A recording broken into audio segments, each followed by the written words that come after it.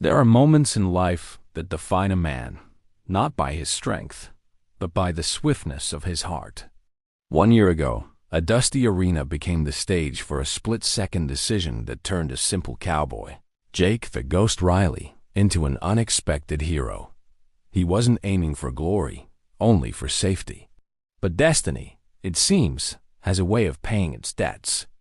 Now, the same rodeo that witnessed his selfless act is calling him back. Not to watch, not to mend fences, but to face the most terrifying bull in the circuit, the Fury. What happens when the spotlight of courage shines on a quiet man? And what drives a savior to risk everything again, 1 year later, under the intense gaze of the world? This is a story of fear, redemption, and the unbreakable bond forged in the chaos of the rodeo ring. Prepare yourself. The 8-second clock is ticking. The air in the dusty Red Valley Rodeo Arena always hung thick with the smell of sweat, worn leather, and the raw, intoxicating anticipation of danger and glory. For Jake the Ghost Riley, a seasoned but unsung rodeo hand in his early 30s, this specific Saturday night in late August was meant to be indistinguishable from any other. He wasn't a star. He was a flankman, a necessary but anonymous component of the machine, responsible for tending to the temperamental bulls, securing latches, and ensuring the intricate safety protocols were meticulously observed. His nickname, the Ghost, was earned honestly stemming not from speed or agility, but from his quiet, almost mournful demeanor and an uncanny ability to move through the chaotic back pens unseen a shadow of the man he once was.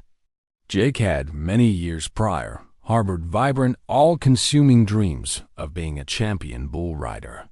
He possessed the innate skill, the necessary grit, and the almost reckless ambition. However, a devastating injury, a shattered leg sustained during a particularly brutal ride that also claimed the life of his closest friend and riding partner, had cruelly and permanently relegated him to the sidelines.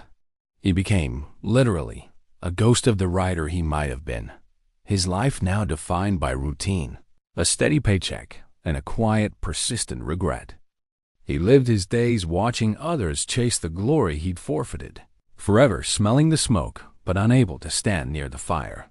The silence of his life was the loudest echo of his sorrow. The arena was packed to capacity this evening.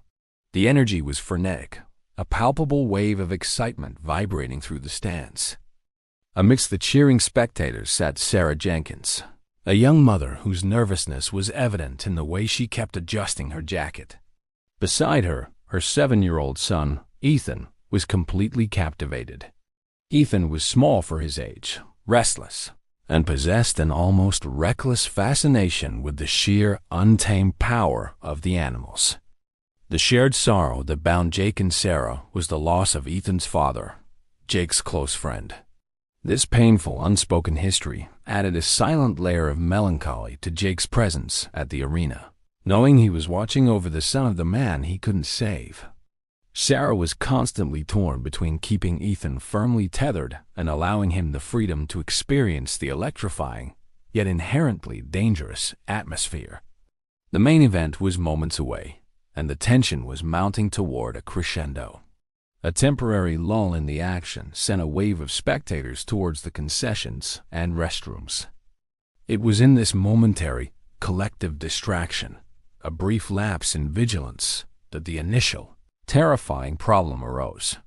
Ethan, driven by that purely childish, magnetic pull of bright lights and the announcer's booming, exaggerated voice, momentarily slipped away from his mother's distracted grasp. He squeezed past a poorly secured temporary barrier, driven by an overwhelming curiosity to get closer to the noise and action. He somehow managed to navigate a pathway and ended up near the fence line, dangerously close to the narrow corridor where the massive bulls were ushered in and out of the main arena. Unseen by the overworked security detail, the small boy leaned heavily on the worn wooden fence, his diminutive frame almost camouflaged against the dark wood and the shadows of the machinery. Back in the dimly lit, chaotic chute area, Jake was deeply preoccupied, his concentration entirely focused on checking and rechecking a temperamental latch on a bull gate, a task requiring immense physical effort and focus. He was the only one in that direct line of sight who happened to glance up and notice the small, pale face pressed against the fence, an image that immediately struck him with cold dread. This realization hit him just as the gate leading from the back pens to the main arena was opened prematurely. It wasn't the rider coming out. It was a confused, powerful steer, not the legendary Fury, but a hefty, agitated beast weighing over 1,000 pounds, momentarily distracted and violently spooked by a sudden metallic clang from a dropped piece of equipment. The animal veered sharply and unexpectedly toward the very barrier where Ethan stood, utterly unaware of the imminent danger. The conflict was instantaneous and visceral. A young child's life balanced precariously against the raw, unbridled, and terrifying power of 2,000 pounds of muscle, bone, and fear. In that catastrophic split second, Jake's mind went utterly blank. His years of suppressed adrenaline surging to the surface, completely overriding his usual ghost persona. He wasn't a flankman anymore. He was a man reacting purely to a desperate, central problem that demanded an impossible, instant solution. The clock was at 0, and the stakes were everything. Jake's reaction was a flash of pure, unadulterated instinct, a sharp, almost violent break from his carefully maintained ghost persona. There was no time for analysis, no room for the fear that usually paralyzed him. The urgency was paramount. He didn't shout a warning. The boy wouldn't have heard it, and the sound might have further panicked the already agitated steer. He simply moved, launching his body over a 3-foot dividing barrier with a powerful, desperate surge. He sprinted across the dusty ground toward the exact spot where Ethan was standing, the boy frozen in place, mesmerized perhaps, even hypnotized by the massive, rapidly approaching animal. The collective crowd, initially absorbed in their conversations and distractions, was slow to comprehend the gravity of the unfolding disaster. Their collective sharp gasps of horror and dawning understanding only arrived seconds after Jake's warm boots hit the ground. Security personnel, positioned further down the line and focused on the arena entrance, were scrambling, their movements too slow, their distance too great. The steer was closing the distance with terrifying speed, its large, powerful head swinging dangerously low, its confused eyes wide and panicked. Jake reached the boy just as the animal was within mere feet, its heavy, uneven breathing a loud, ragged sound. He knew he couldn't pull Ethan away quickly enough. The steer would catch them both. In a split-second decision rooted in years of observing animal behavior, he didn't pull the child.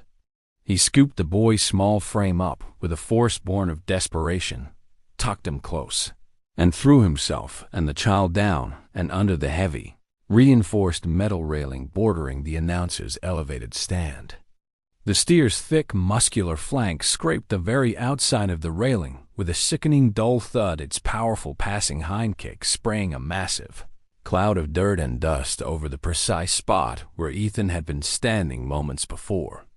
A collective, stunned and terrifying silence descended over the arena, broken only by the steer's heavy, labored breathing as it was quickly intercepted and contained by a team of professional, highly trained handlers. Sarah Jenkins, pale as parchment and trembling violently, fought her way down from the stands, her screams turning into muffled, guttural sobs of relief. She snatched Ethan into her arms, hugging him with a raw, almost painful ferocity that spoke volumes of her near-fatal terror. Jake, breathing heavily, his heart hammering against his ribs, simply stood up. He brushed the thick dust and stray hairs from his worn jeans and offered a brief, reassuring and almost mechanical nod to Sarah. The moment he was sure the boy was safe, he wanted nothing more than to disappear. He didn't seek a moment of applause or acknowledgement. He immediately turned and began walking back toward the dark private solitude of the chutes, his face a carefully constructed mask of his usual quiet reserve, his hands shoved deep into his pockets.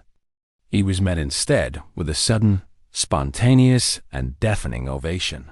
A unified roar of pure emotion from the stands. A sound that made his ears ring. He kept his eyes low, profoundly uncomfortable with the intense, blinding spotlight of sudden heroism. The secondary conflicts began the moment the applause died down. The rodeo organizers, particularly Marcus Trent, the tough but generally fair rodeo manager, were immediately plunged into a state of panic. Their priorities shifted instantly to managing the public relations fallout. They needed, simultaneously, to downplay the critical breach of safety protocol and exuberantly celebrate the heroic action to save face. Jake, however, adamantly wanted absolutely nothing to do with the attention. The local news crews, alerted by the commotion, descended upon the arena like vultures, their cameras flashing, all desperate to interview the bull-dodging savior. Jake repeatedly, almost violently, refused their requests, insisting with a flat tone that it was just doing my job, nothing more. This stubborn, genuine resistance only served to fuel the media's voracious interest, adding a layer of compelling mystery to the unassuming, reluctant hero. Marcus pulled Jake aside, his voice a low, urgent rumble. "Jake, you're a good man, the best, but you have to talk to him. It's not about you. It's good for the rodeo. Think of the exposure. The next show, ... double quote." Jake simply shook his head, his gaze fixed on the dirt. "I did what anyone with sense would do, Marcus. I am not a showman, and I won't be one." The incident, far from fading into memory, had stirred up much more than just the arena dust. It had violently stirred up Jake's carefully buried past. Seeing the raw, unfiltered terror in Sarah's eyes, coupled with the sheer, uncontrollable power of the steer, violently brought back the crushing memory of his own crippling accident and, more painfully, his friend's final fatal ride. The obstacles Jake now faced were not just external logistical issues. They were intensely internal. It was a profound, suffocating fear of the arena's unpredictable, lethal violence and a deep-seated, desperate desire to remain firmly in the shadows, far away from the crushing expectations of heroism. His quiet life of resignation and regret was now publicly and irrevocably challenged by a single, desperate, and incredibly brave act. He was no longer a ghost. He was a man exposed, and the exposure hurt more than any physical injury. The following months were a dizzying, unwanted blur of continuous, aggressive recognition for Jake. The brief video footage of the rescue went viral, achieving immediate international notoriety. His humble, dusty face was plastered not only on local billboards, but on national news reports. The quiet cowboy who had become a reluctant legend in a terrifying 8 seconds of action. Jake utterly hated the attention, feeling a deep, physical nausea whenever a stranger pointed him out. He yearned desperately for the absolute anonymity and comforting silence of the ghost. He changed his routine, avoided the main arena office, and ate his meals alone, trying to shrink back into the shadows that had once been his refuge. However, the genuine, non-media attention that mattered most came persistently from Sarah and, most importantly, Ethan. Sarah, whose gratitude transcended mere words, made a point of visiting the rodeo grounds occasionally. She brought Jake small, homemade items, a sturdy pair of gloves, a quiet lunch, her presence a silent, non-demanding appreciation that Jake could tolerate, even accept. Ethan, the boy who had once been frozen by fear, was now utterly transformed into Jake's most fervent, devoted fan. He would follow Jake around the pens, asking shy, insightful questions about the animals, his small voice echoing his pure admiration. He often pressed small, meticulously drawn pictures into Jake's hand, crude, but heartfelt drawings of a stick-figure cowboy wrestling a massive, stylized bull, always proudly labeled, "Jake Saves." This simple, innocent adoration was Jake's only balm against the persistent media scrutiny.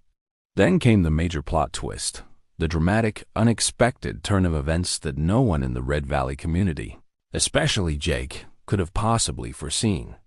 11 months after the rescue, as the anniversary date approached, Marcus Trent approached Jake with a strange, almost completely unbelievable proposition, his demeanor shifting between excitement and unease. Marcus stood in the dust of the quiet loading bay, a formal, important-looking letter clutched tightly in his hand. "Jake, you know, I've been working for nearly a year, campaigning intensely, trying to get the Fury back to Red Valley for the big one-year anniversary show, right?" The Fury was not just another bull. It was a living, breathing legend, the meanest, most powerful animal in the entire professional circuit. An untamable 4-time consecutive champion with a terrifying reputation for crippling some of the world's best riders. It was an animal of myth, a beast of pure, concentrated, terrifying fury. Jake nodded slowly, his gaze distant, his expression suddenly heavy. Marcus extended the official letter, his eyes boring into Jake's. Well, they finally agreed. The owners signed a contract, but they added a massive condition. "They want you to ride him." The words hung in the air, a physical weight. Jake's reaction was one of stunned, total disbelief, immediately followed by a wave of cold, profound dread that washed over him like icy water. "Me? Are you insane, Marcus? I haven't been on a competitive bull in 7 years. I'm a flankman, a glorified grounds worker. And the Fury is a monster, Marcus. You know that." Marcus's expression was complex, a deeply unsettling mix of genuine, grudging respect for Jake's courage and a subtle, almost Machiavellian manipulative ambition for the rodeo's profit. "It's not about the ride itself, Jake. It's the story. The hero faces the beast who could have killed the boy. The press will eat it alive. The sponsors, Jake, are throwing in a life-changing, 7-figure amount of money, enough to set you up comfortably for life, completely free and clear." And Marcus paused for effect. "A massive, significant portion of the winnings goes directly to establishing a children's safety foundation, permanently named in Ethan's honor." This was the emotional crux of the story, the complete violent alteration of Jake's quiet, resigned life. The invitation was a monumental, terrifying burden, expertly disguised as a great honor. It was not merely a bull ride. It was a direct, head-on challenge to the deep, paralyzing fear that had kept him out of the arena for 7 long years. The brutal injury that ended his championship career still throbbed and ached deep in his leg with every passing cold snap. And the searing memory of his friend's final ride was a constant, haunting specter in his mind. His initial, internal decision was a firm, almost visceral no. He was a survivor. He reasoned, a caregiver, not a gladiator meant for public spectacle. But the profound emotional impact of the offer was immense, practically insurmountable. The money was indeed life-altering, a way out of the constant, wearying struggle. More powerfully, the establishment of the foundation in Ethan's name struck a deep, resonating chord in his soul. His absolute no began to crack and splinter under the pressure. The final blow came when he caught sight of Ethan, watching him from a distance, the boy's eyes shining with a simple, pure, unadulterated admiration that transcended the ride itself. Jake felt the profound, demanding weight of expectation, not from the screaming media, but from the one person whose life he had truly, definitively touched. The simple, fierce desire to not let the boy down, to protect his illusion of a perfect hero, began, slowly but surely, to erode his firm resolve. His decision was ultimately changed, not by the shallow temptation of ambition or glory, but by the quiet, demanding, moral presence of true heroism. He was now tragically trapped between the painful physical demands of his past and the overwhelming moral obligation of his present. The agonizing 2 weeks leading up to the anniversary rodeo were defined by an agonizing, rapidly escalating tension and a profound, solitary internal struggle for Jake. His hesitant, terrifying yes was announced by the rodeo organizers with massive, aggressive fanfare and press conferences he was forced to attend. The media coverage, already intense, absolutely exploded.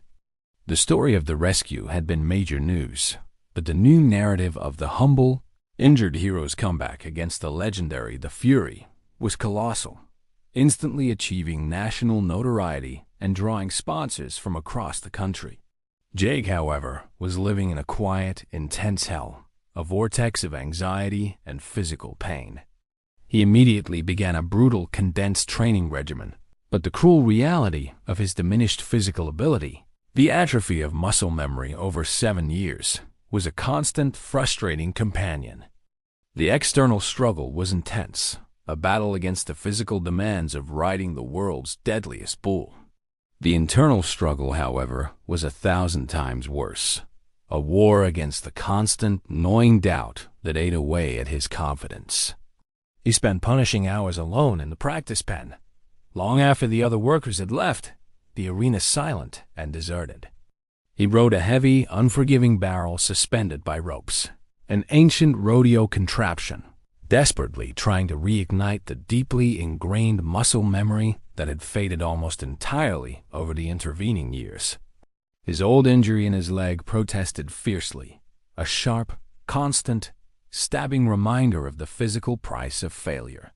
His mind, the deepest source of his tension and anxiety, constantly relentlessly replayed the two most terrifying moments of his life: the sickening crunch of his own catastrophic accident and the image of Ethan nearly struck down by the rampaging steer. He was haunted by the paralyzing question: was he genuinely doing this selfless act for Ethan and the Foundation? Or was he finally, subconsciously succumbing to the dark temptation of the glory and spotlight he once fiercely desired, but was too afraid to admit? He felt a profound, suffocating fear, not of death itself, but of a complete, humiliating, public failure, of turning his singular, selfless act of courage into a public, self-destructive spectacle of incompetence. Sarah, keenly observing the dramatic change in Jake, noted the constant fatigue, the forced smiles, and the deep, dark circles under his eyes. She approached him one cool evening near the stables, her manner one of quiet, genuine concern. She saw past the tough cowboy facade to the raw, exposed fear in his eyes. She didn't offer any more hollow thanks. She spoke directly and gently to his obvious, paralyzing struggle. "You don't have to go through with this, Jake. Please. You are already a hero to Ethan, the best one he has. No single ride, win or lose, can possibly change that fundamental truth." Her words, meant to be profoundly comforting, only served to deepen his internal conflict. He realized then that the ride had entirely ceased being an external obligation. It was now a deep, personal battle for redemption, not from the physical injury, but from the crippling fear and cowardice that had made him the ghost for so long. He felt an intense, burning need to prove, primarily to himself, that the man who had selflessly saved Ethan was not a fluke, not a one-time miracle, but the actual brave core of who he was meant to be. The motivation driving him became increasingly complex, a tangled web of desires. The promise of robust financial security for his uncertain future, the lasting legacy of the Foundation, for Ethan and countless other children, and the silent, desperate, non-negotiable need to conquer his own crippling, life-limiting fear. He spent endless nights studying available footage of the Fury, an animal he recognized as a magnificent, absolutely unpredictable brute. The bull had a signature move, a powerful, spinning, nearly vertical kick after the second of the ride, a move that had sent professionals to the hospital. The intense analysis only deepened the suspense and the danger. Jake knew his only theoretical chance was to anticipate that deadly move and counter it with an absolute perfect symmetry and timing. Feat he knew was virtually impossible for a rusty, injured, 7-year retired rider. The tension culminated dramatically on the very night before the main event. Jake sat alone in the deserted, silent arena, smelling the cool, damp earth and the heavy scent of fear. He slowly pulled out an old, faded, crinkled photograph from his wallet, a picture of his best friend, the man who was, Ethan's father smiling widely on the back of a huge bucking bull, his face radiating pure, reckless joy. It was a profound, tear-filled moment of deep reflection and honest reckoning. He realized, finally, that he wasn't just riding for his own ego or the roaring crowd. He was riding to fiercely honor the memory of the past, to bravely secure the promise of the future, and to prove that the spirit of courage, once genuinely awakened, could not be so easily silenced or contained. The only external struggle left was the terrifying 8-second, life-defining dance with a force of nature he was not sure he could survive. The night of the anniversary rodeo was a monumental electric spectacle. The stadium was completely sold out, the air charged with an almost painful intensity. The atmosphere was a thick, volatile blend of high-octane excitement and a morbid, breathless curiosity. Everyone in the stadium was waiting to see if the hero would truly become a martyr. The climax of Jake's entire journey had arrived. Strangely, despite the noise and the fear, Jake felt an unnatural, unnerving calm settle over him. The deep, profound stillness that often precedes a massive explosion. He walked slowly past the familiar chutes, the raucous noise of the crowd seeming to recede into a distant, muffled roar, his entire focus narrowing to a singular, intense point, the terrifying task immediately ahead. The fury was magnificent and terrifying in equal measure, a literal mountain of black, rippling muscle, snorting impatiently and pawing at the dirt in the confines of the chute. Jake approached the bull, his movements economical, fluid and deliberate, the practiced motions of a professional returning after a long absence. He was strapping himself to a primal force of nature. He exchanged terse nods with the handlers, tightening his grip on the worn, thick rope, a lifeline that felt tragically thin. This pivotal moment, completely stripped of the media hype, the corporate sponsors, and the emotional burdens, was about pure, unadulterated, raw focus and physical survival. He looked up, and for the first time, he deliberately locked eyes with Sarah and Ethan in the stands. Ethan, wearing a miniature cowboy hat and clutching a small stuffed animal, was beaming with a wide, innocent, and completely trusting smile. In that precise, suspended moment, Jake felt a powerful, cleansing surge of singular clarity. He was riding, ultimately, for the simplicity, the purity, and the preciousness of that boy's trusting smile. The gate swung open with a deafening metallic crash. The sound was immediately swallowed by the colossal, unified shriek of the crowd. The fury exploded from the chute, a spinning, bucking, violent cyclone of muscle and anger. The initial seconds of the ride were a complete blur of white-hot adrenaline and intense, maximal physical effort. Jake, relying on the deepest, almost forgotten layers of his old instincts, managed, miraculously, to stay centered, his body absorbing the brute, chaotic force of the animal. The crowd was instantly on its feet, a unified, roaring, screaming mass of humanity. 2 seconds, 4 seconds. The bull was far more violent, far more unpredictable than any footage had suggested. Jake's vision swam, his head snapping back and forth, the blood pounding violently in his ears. At the crucial, pivotal 6-second mark, the Fury executed its legendary signature move, a sharp, blindingly fast spinning jump, followed by a powerful, bone-jarring kick, a calculated, lethal act of sheer chaos designed to launch the rider. It was the decisive, final moment. Jake felt his body suddenly flying off the rope, the familiar, suffocating terror of the impending, crushing fall returning with full force, the old, terrible pain flaring agonizingly in his injured leg. But in that catastrophic split second, instead of fear, a clear, sharp, urgent memory of the previous year's rescue flashed vividly in his mind. The urgency, the instant decision, the pure, unthinking will to survive and protect.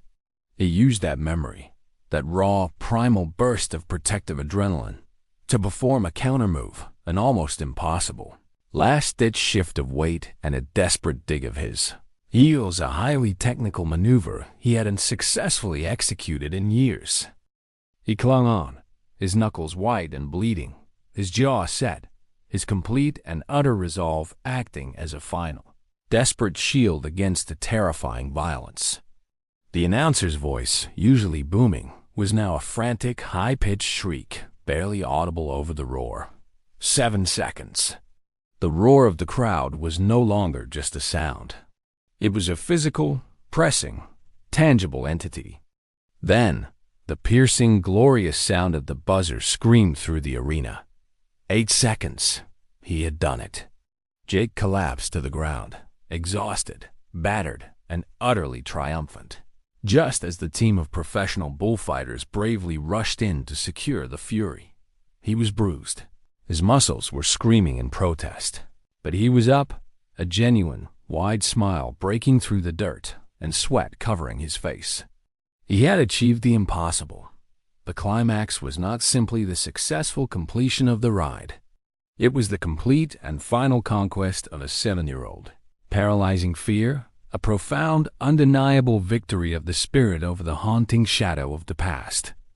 The resolution to Jake's epic journey was not merely the triumphant number 8 on the scoreboard, nor the massive check he would soon receive. It was the quiet, profound reconciliation of Jake the Ghost Riley with his own painful past and his newly discovered potential. He had won the ride. He had unequivocally won the collective heart of the nation. And he had won the substantial prize money that secured his entire future and, most importantly, established the Children's Safety Foundation in Ethan's name. The entire national media immediately descended upon him. But this time, Jake met the intense spotlight with a quiet, confident dignity. He was no longer running. He was standing his ground, a man fully present in his own life. He found Sarah and Ethan waiting patiently for him backstage, his new reality firmly setting in. Ethan, ever the shy admirer, didn't run to him for a high five or a verbal congratulations. He simply hugged Jake's dirt-caked leg fiercely, his small voice muffled and choked with emotion. "You did it, Jake. You're the best cowboy. The very best." Sarah's eyes were teary, but this time they were tears of pure, unadulterated relief and pride, not of fear. "Thank you, Jake," she whispered, her voice thick with emotion. "For everything. You showed him what real courage looks like." She understood that the ride had been about far more than just a bull. It was his final, powerful, symbolic confrontation with the ghost of his former life and his deepest fear. The lasting impact of his actions was profound and widespread. Jake used a significant portion of the prize money to buy a beautiful, small working ranch outside of Red Valley, a place where he could finally settle down. He dedicated himself to his new purpose, training new, young, aspiring riders with an almost religious focus on the critical importance of safety, meticulous technique, and genuine respect for the powerful, unpredictable animals. He didn't ultimately become the champion on the professional circuit that he once dreamed of, but he became something far more meaningful, a genuine legend in the local and national rodeo community, a revered mentor who embodied the true essence of courage. Born from deep humility and hard-earned wisdom, the ghost had finally shed his spectral form and found his true substance and place in the world. The ultimate conclusion of the story was witnessed exactly 1 year later at the next annual Red Valley Rodeo. Jake was in the stands, for the first time, truly a contented, happy spectator, with Sarah and Ethan sitting comfortably beside him. Their relationship had evolved into a quiet, deeply loving partnership, built on a foundation of shared history and mutual respect. Ethan, now visibly older and wiser, pointed excitedly toward the announcer introducing a new, nervous bull rider. Jake wasn't riding, but his presence was a towering, quiet force. He had gracefully exchanged the reckless, empty pursuit of personal glory for the steady, profound fulfillment of a meaningful purpose. The final reflection echoed the profound transformation. Life, the story concluded, often presents us with the greatest tests disguised as simple, ordinary moments. Jake Riley's true enduring courage was not ultimately found in the single daring rescue, nor even in the triumphant, ruling ride against the Fury, but in the single consistent daily decision to bravely face his own fear and embrace life fully when his past offered a comfortable dark retreat. The man who selflessly saved a child was, in turn, given a challenging year to save himself, to emerge from the shadows of regret. His complete story is a powerful, timeless testament that genuine heroism is not a single grand momentary act of bravado, but rather the consistent, quiet daily choice to live fully without being limited or defined by the failures or the fears of the past. The arena, once a site of crippling tragedy and overwhelming fear, had transformed, through his actions, into the stage of his final, profound, and beautiful redemption. He was no longer the ghost. He was simply and proudly Jake Riley, the man who finally stood his ground.